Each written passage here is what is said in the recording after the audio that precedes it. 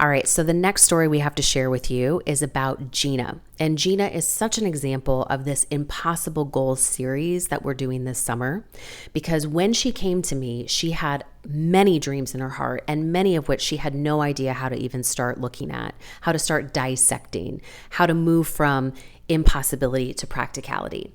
So a little backstory on Gina. She was born and raised in Germany, and then in her adult life had transitioned to living in Estonia, which is a small city on the sea in Europe.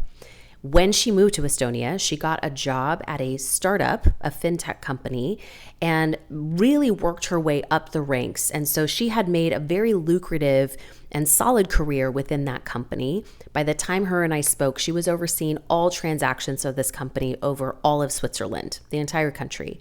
Very key to the success of this fintech company. Gina had a dream in her heart to quit her job. She wanted to buy a flat and finally own some property. She wanted to meet the love of her life. She wanted to move to the States. She also wanted to travel the world.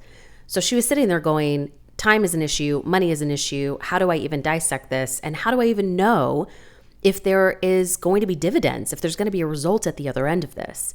So what we did is we got to work with the mindset that she had around each of the things she wanted. What did she assume was impossible? What was it that was so challenging for her to kind of dissect and figure out? What was fear saying? And then we really got to look at the practicality of it. What would it require of her in order to buy a flat? What kind of money? What kind of timeline? What is the process? We also looked at what would it look like for her to quit her job? How much did she have in savings? How much did she have in her investment accounts? How much stock did she have in the company? And then we also looked at, if she were to travel the world, where would she go? What would she do? What did she want to see? So we started tweaking down the real specifics of what she desired. And then in terms of romantic partnership, her wanting to meet her husband, her life partner, we really got clear on what are the qualities and characteristics and values of her most ideal partner.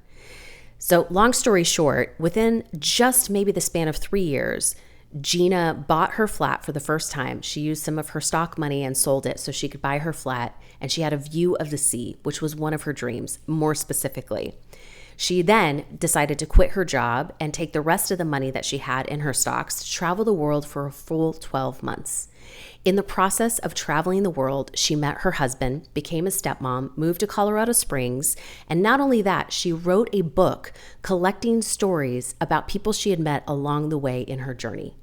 So I'm going to leave it at that for now, but that is yet one more story of someone who was looking for, how do I turn my dreams into a practicality? So I hope that stood out to you. Let me know what you think below.